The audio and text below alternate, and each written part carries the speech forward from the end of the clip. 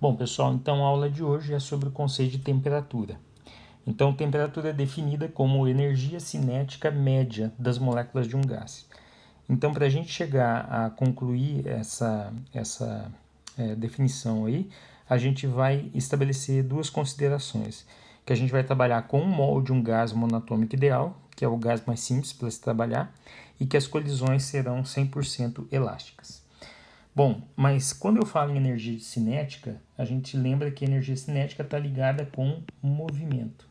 E se a partícula de um gás está em movimento, ela vai desenvolver uma certa velocidade.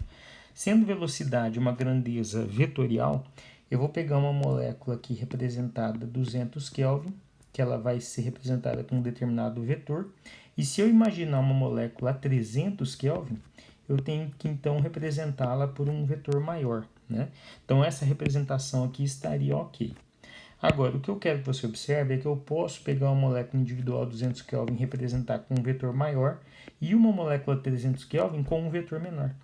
Essa representação também estaria ok? Sim.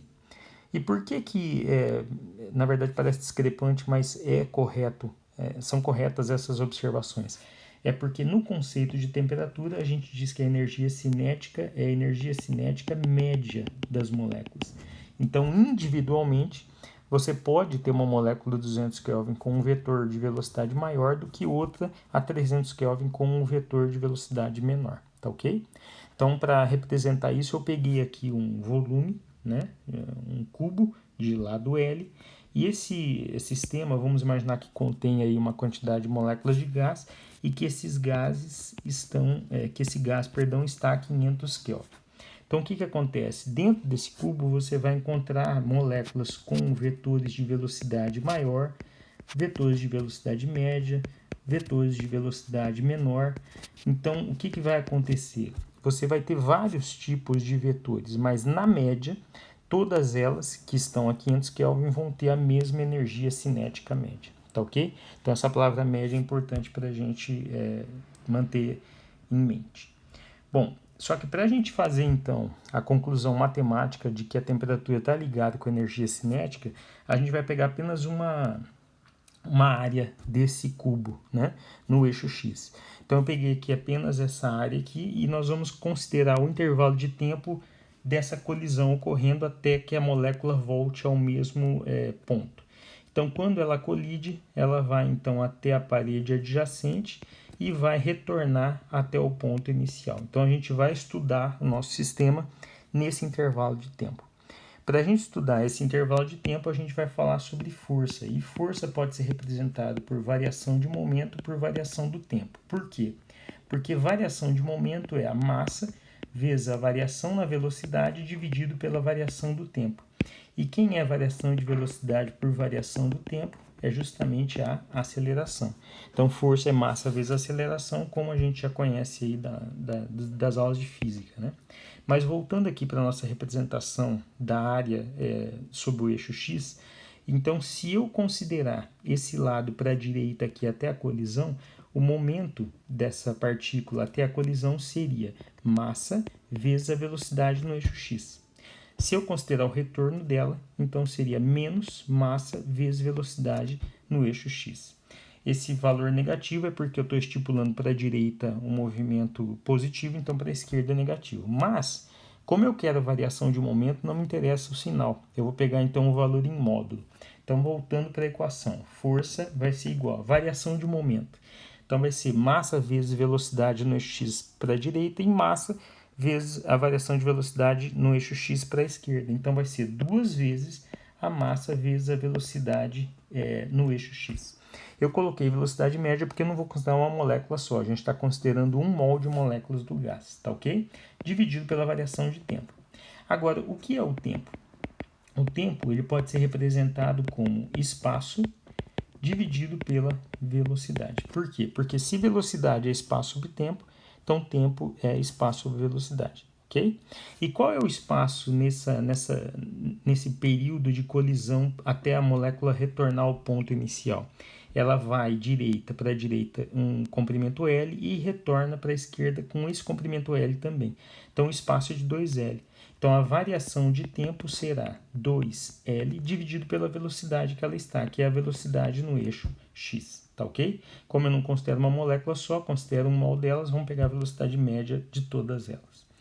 Então, esse ΔT aqui, ó, eu vou justamente trocar por 2L sobre velocidade média no eixo x e substituir aqui na minha equação.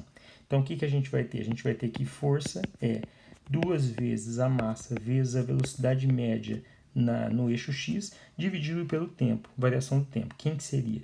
Seria 2 vezes o comprimento, dividido pela velocidade média no eixo x. O que você pode perceber? Que o 2 vai ser cancelado e a velocidade média no eixo x que está embaixo, ela sobe ao numerador e multiplica a velocidade média no eixo x, que já está na parte do numerador. Então, a força vai dar massa vezes velocidade média no eixo x ao quadrado, dividido pelo comprimento, certo? Bom, e o que a gente vai fazer com essa equação? A gente vai dividir ambos os lados pela área. Olha só que interessante. Vai ficar força sobre área é igual a massa vezes velocidade média no eixo x ao quadrado, dividido pelo comprimento e dividido pela área. Agora, quem é força sobre área? É pressão. E comprimento vezes área é o volume. Então, a gente vai chegar à conclusão de que pressão é igual a massa vezes a velocidade média no eixo x ao quadrado, dividido por volume. Como é de um mol de moléculas, então é o volume molar que eu vou representar aqui. Então, se você quiser isolar, você pode fazer que pressão vezes volume molar é a massa vezes a velocidade no eixo x média elevado ao quadrado. Só que tem um detalhe, né, pessoal? Quando a gente considera o volume como um todo do recipiente, nós temos que considerar os eixos x, y e z. Como aqui na expressão eu só tenho a velocidade no eixo x, ela representa 1/3 dos 3 eixos.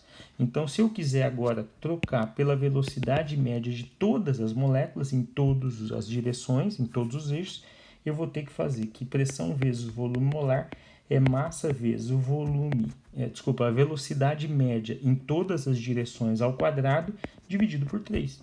Porque como estava só em função de x, ela representa 1/3 dos eixos. Quando eu troco pela velocidade total, então eu divido por 3, ok? Portanto, o que nós vamos ter? A gente vai isolar e vai ficar 3 vezes pressão vezes volume molar é igual a massa vezes velocidade média ao quadrado, ok? E aí, por último, pessoal, o que a gente vai ter aqui? A gente vai ter que dividir toda essa equação por meio. Dividindo toda essa equação por meio, eu vou ter que 3 meios de PV molar é igual a meio de massa vezes velocidade média ao quadrado.